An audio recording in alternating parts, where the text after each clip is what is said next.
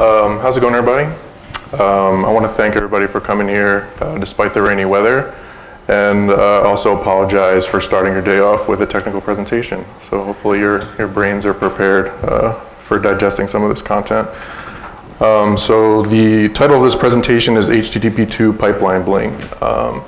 If you don't know who this is, if you don't get the joke, then at least hopefully you've seen some of the memes about this, this music video.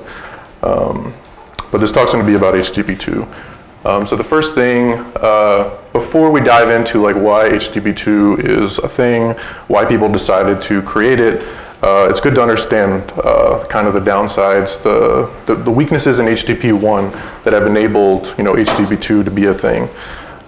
So we started with HTTP1. This is called the OSI model. It stands for the Open Systems Interconnection Model. If you've read network literature in the past or been exposed to it, this might look familiar to you. If you haven't, it's not a big deal.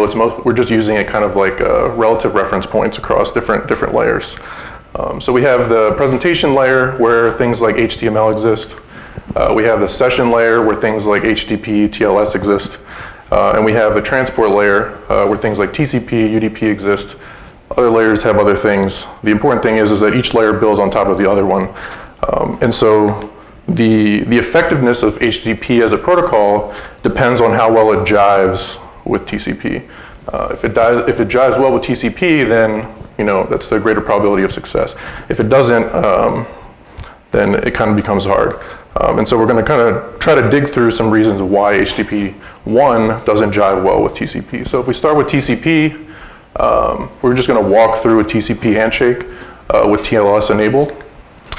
So the first step is a SYN packet to SYN-ACK, then that comes back and you have an ACK. So that's kind of a TCP handshake. Then we start the TLS handshake. So there are a couple of components there, a couple of round trips. We make it back. Finally here we can start HTTP request. And so this is kind of like a worst case example. There are a lot of tricks that happen here so that like maybe in the first scenario, the first connection, this happens and sometimes it's a little bit better. But generally this is something like, this is a good representation of what happens. And so all of that back and forth has to happen with the server before you can even send an HTTP request. And so the message to convey there is basically like, that's expensive. So if we move up to HTTP, we go through like basically like a web page basically being downloaded. Client issues a GET request for index.html, that comes back. Then the client discovers, oh, there's a main.js that I have to download. So then it asks for that, and then it decides, okay, I'm going to ask for main.css as well. Generally, that's not going to all happen over this one connection. This is kind of like a worst case scenario. But as we go through all those steps, we still have to ask for images, right? Or whatever other content is on this page. And so, that process of going back and forth over the same connection, waiting for the previous response to come back before I can ask for another thing is something that basically makes web pages slow. When you introduce things like latency, things get even worse. So if we inject like a 1 second latency to this initial GET request, that means that main.js and main.css can't even be asked for yet because that latency is preventing us from getting that payload back. And so for mobile devices, this is particularly important because latencies can vary widely. Also, this is a phenomenon referred to as head of line blocking. So it's something that's like in the HTTP protocol. And so it's very similar to like if you go to Starbucks and like somebody in front of you orders for their entire office. You can't order until that whole order is processed. And so that is going to block you from getting it to the head of the line. It's interesting because HTTP 1.1 actually introduced some things to try to make this better. They refer to this as HTTP pipelining. And so this is kind of a diagram of what that's supposed to work like. So you can issue multiple HTTP requests over one connection, and then they have to come back. It's important that they have to come back in the same order that you requested them. But at least you can shove multiple requests over one connection and kind of get all the responses at once. The reality of this situation is that no modern browser has this feature enabled. And I was digging through Chrome to see if I could even turn it on, and I couldn't. So the reality is that HTTP pipelining is very hard to implement, and for that reason, all the browsers have turned it off. So it's not really a thing. So to try to summarize that, TCP, setting up a TCP connection is expensive. Setting it up with TLS is also expensive, or setting up an HTTP connection with TLS is also expensive. HTTP doesn't do a great job of reusing TCP connections, susceptible to head-of-line blocking, and pipelining is not a real thing. Yeah, that was intentionally black. It's mostly so that people are not looking at stuff, but we'll see if that works. So while we're talking about browsers, we're just going to go through some of the behavior of browsers and how they deal with some of these issues. So hopefully this is something that's familiar to people. It's like Chrome Inspector. This column might not be familiar to people because it's disabled by default, but you can check it on. It's the one that's kind of in red there, it's connection ID. And so each unique identifier there corresponds to a different HTTP connection. So there's a handful of different connections. You can see 41, 42, 44, 43, 45. There's a lot of different connections going on. They're all being sent to the same origin. So there's a large number of connections. The interesting thing is that if you take a close look, there's kind of 6 of them boxed together, and then they're kind of staggered underneath. And so that staggering kind of shows you that they're not all being initiated at the same time, almost as if these are being queued up waiting for these to finish until they're allowed to start. And so the reason why that looks that way is because most browsers kind of cap the number of connections allowed to a given origin to 6. It's like roughly 4 to 6. And so you'll see this if you try to download more than 6 assets. Different ways this will manifest itself on a page. But this is kind of a hard limit in the browser. Another kind of hard limit, roughly around 17, is overall connections per page. So if you have multiple origins and you're trying to spread your traffic across multiple origins, maybe you have your static assets on CDN or something, you're still going to be capped at 17. And so most people kind of see the 17 and they're like, well, that's a pretty high number. My website doesn't have a lot of static assets. And that might be true. But analysis on this website called httparchive.org of the Alexa Top 1000 says that the average number of HTTP requests in 2016 for the top 1000 is around 124. So when you consider things like Google Analytics, social plugins, stuff like that, the number of connections adds up a lot. So it's an issue. So I guess the takeaway there is basically that browsers are trying to mitigate some of this ineffectiveness in how HTTP uses TCP by just creating a bunch of connections. They're not setting that unbounded, because if it goes beyond 6, say they make it unbounded, then you're probably going to start saturating your network, because the web pages are just going to make as many connections as they possibly can to satisfy the need. So the next section here kind of just briefly goes over some hacks that people have created to get around, or basically to reduce the number of HTTP requests. So the first one is called basically CSS sprites. So the concept of having one image, you put multiple images inside of that one image, and then you kind of position it strategically so that you only show the image that you actually want to show. So this reduces, every one of these small little images could be a separate HTTP request, but instead now they're all one.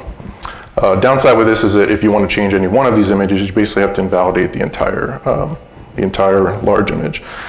This one is also really interesting. It's a concept called inlining. So here we basically base 64 encode, in this example, an image into the CSS. And so in this case, this person explicitly is saying, I'm willing to increase the payload of this image by a percentage of 20 or 30 versus asking for another HTTP request. So people are willing to download more to avoid an HTTP request.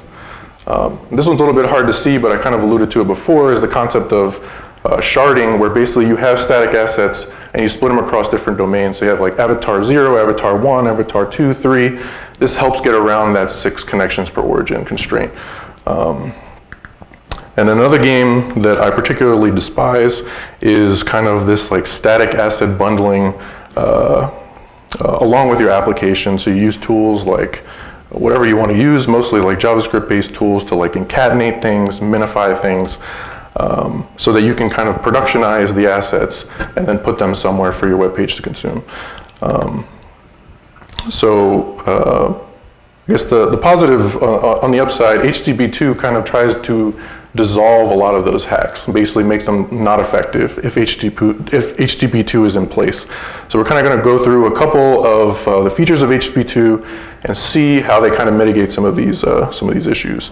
So HTTP2, it's RFC 7540, which I mentioned just because one of the primary features, or a primary feature of HTTP2 is called HPACK, which is header compression for HTTP2 specifically, and it actually has its own RFC, RFC 7541. So they have two separate RFCs, one for header compression, one for HTTP2 as a protocol. If you look at the HPACK RFC, you'll notice that they have a table. It's actually a static table of common header names paired with header values. And so there's 61 entries in this static table. And so if you're making a request that contains one of these static header combinations, instead of sending this data over the wire, it's going to send the index. And so it's like kind of equivalent to some like indexing scheme. We're sending over like the number 2 instead of method get. So this reduces the amount of traffic that goes over the network for headers specifically. Another thing that kind of goes along with that is called differential encoding. So here we have an example of a GET request. Refer is xavier.com, host is job.xavier.com, the path is /. And so the next requests say that there's an image on this page, logo.png. What will happen on that subsequent request is that only the difference between those two requests will be sent. Otherwise, you're going to be sending indexes either for things that are already in a static table or things that are being maintained in a dynamic table. So for that next request, only those two pieces that have changed, everything else has stayed the same. And so this is kind of an example of what would be at the bottom of that index table. Not necessarily sure how that gets implemented, if it's like a separate, completely separate table, but it's bounded and it's dynamic. And so new entries get added, and then you refer to the index when you're trying to use them. And that stuff is like basically the context for that is one HTTP connection or one TCP connection. So that's the I guess like the context of what's being compressed or this index table corresponds with that TCP connection. This other thing that they do that's really interesting is they have another table in the RFC, and it's Huffman coding table. Huffman coding thing is, if you've maybe seen it in like computer science literature or Wikipedia page, is basically a technique for compression, like lossless compression.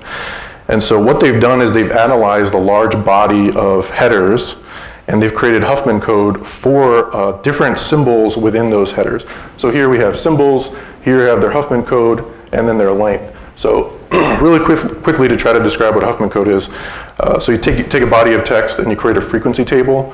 So the most frequent, the things that occur the most, the characters that occur the most in that body of text, you kind of you take their frequency, you sort the ones that occur the most at the top, the ones that occur the least at the bottom.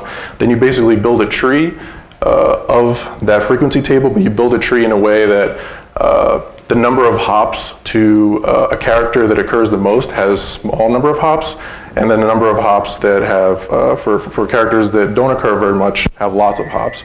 You use those hops to kind of build a code, which is this middle column. So you see, like for the letter O, it's 5 bits. For the letter L, it's 6 bits. Normally, if you wanted to transmit a character, it would be 8 bits. And so to kind of walk through that really quickly, so logo.png is 9 characters. If you wanted to use 8 bits for every character, it'd be 72 bits. If we apply the specific Huffman code that's inside of the HPACK specification, then we would do this math, and then we would come up to 46 bits. So it's a significant difference in the amount of traffic that we're sending. This is mostly for the literals that are inside of a particular header that haven't been indexed already. If they're indexed, this stuff doesn't happen. You just use the index. So the important takeaway here, I guess, is that headers repeat a lot. And so compressing them saves a tremendous amount of bandwidth.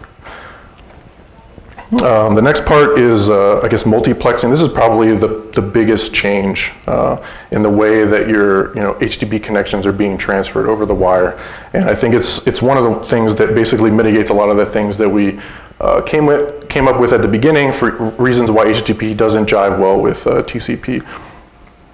So here we have basically an illustration of kind of what that looks like. A TCP connection for HTTP2 has a couple of different components. Down here we have like this box. Each one of these individual boxes is referred to as a frame. They're binary encoded. They have different types.